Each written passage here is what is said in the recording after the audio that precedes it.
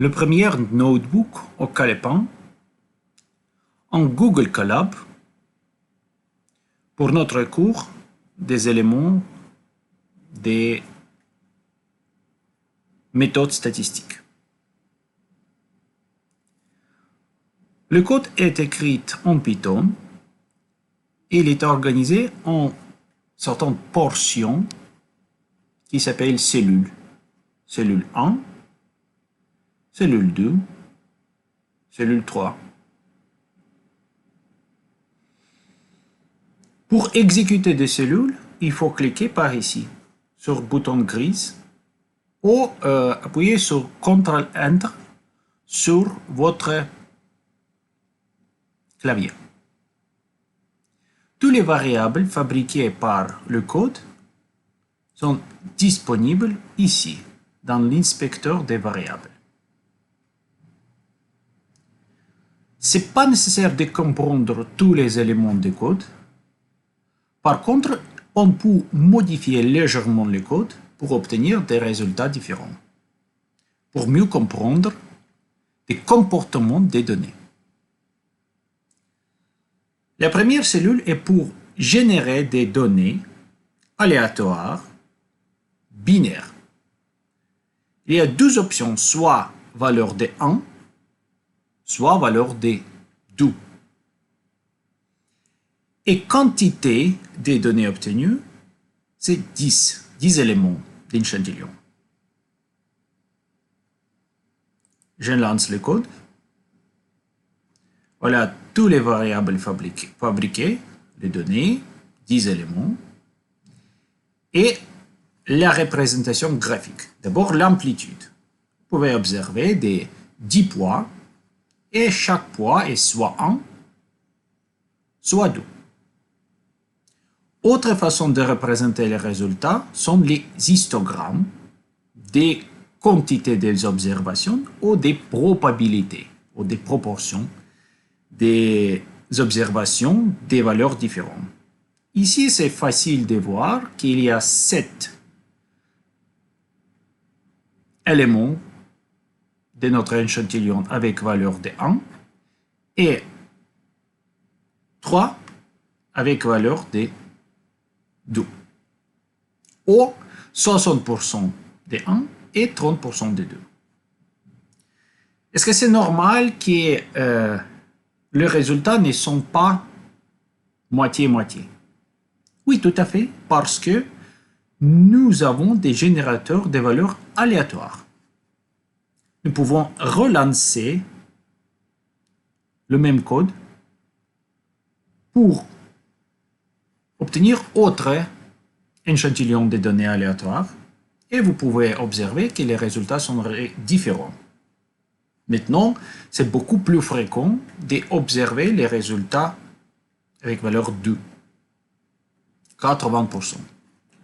Dans votre ordinateur, les résultats sont toujours différents pour chaque reprise et différents qui est dans la présentation que je vous propose. Ça, c'est la nature des données aléatoires. Donc, comment est-ce qu'on peut obtenir des résultats plus stables pour la distribution entre deux options? La solution, c'est augmenter des tailles d'échantillons. Avec 100 éléments, c'est déjà plus compliqué de lire le premier graphique. Par contre, la différence entre les deux colonnes des histogrammes est moins importante. Et si on imagine des millions d'éléments,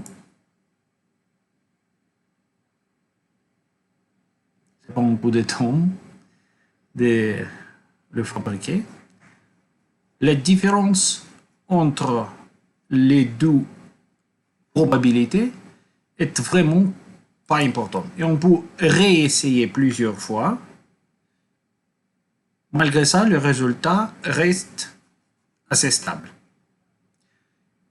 C'est la même chose pour tous les types de données aléatoires. Le plus il y a des quantités d'échantillons, le plus stable est le résultat. Dans cellule 2, il y a dans l'exemple de la distribution uniforme. Dans ce cas, il n'y a pas que deux valeurs 1 ou 2, il y a plusieurs différentes valeurs entre deux extrêmes, mais la probabilité pour chaque intervalle est similaire. Il n'y a pas de priorité pour valeur plus bas ou plus haute. Je vous propose de lancer la cellule 2. Voilà les valeurs, 10 valeurs que nous avons fabriquées et la distribution. C'est difficile d'observer que la distribution est vraiment uniforme.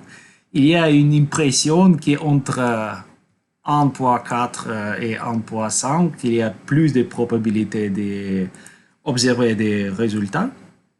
Mais chaque fois qu'on relance le code, la distribution est différente à cause des fluctuations spontanées, à cause des bruits aléatoires.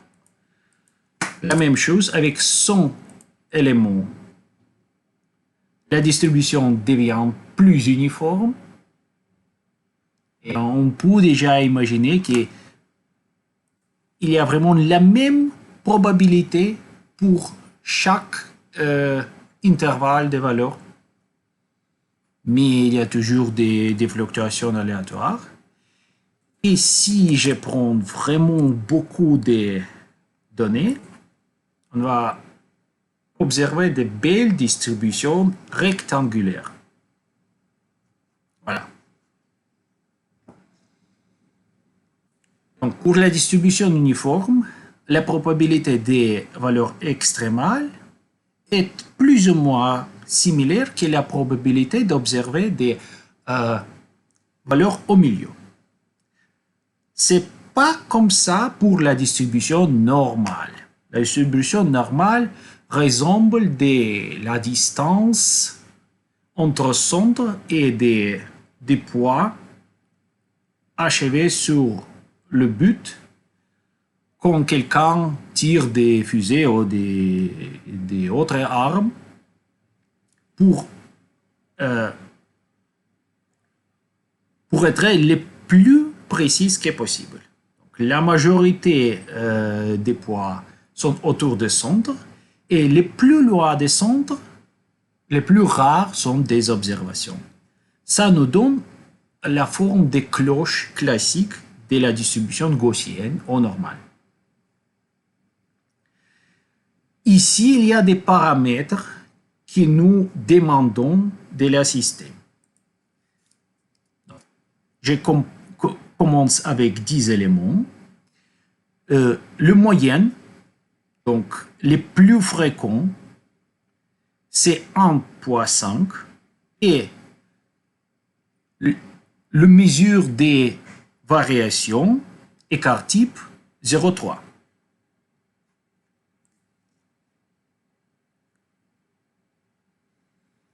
Voilà les données. Et ici, avec quantité d'échantillons de seulement 10 valeurs, c'est pas évident qu'il y a des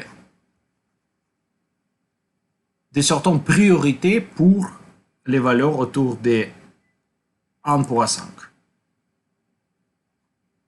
Voilà, ça c'est plus clair, mais comme vous pouvez observer, chaque fois, il y a beaucoup de contributions des randomness, des choses aléatoires. Par contre, si je prends comme avant 1 million d'échantillons, la forme de la distribution devient très claire. Donc, les propriétés de la distribution normale, c'est que le plus probable, c'est le moyen.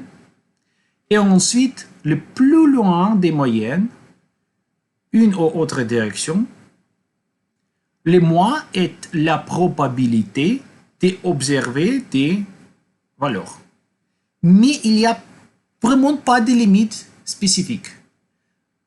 Donc même 2 ou 3 ou 4 sont possibles, mais sont très rares. Ça, c'est pour la distribution normale.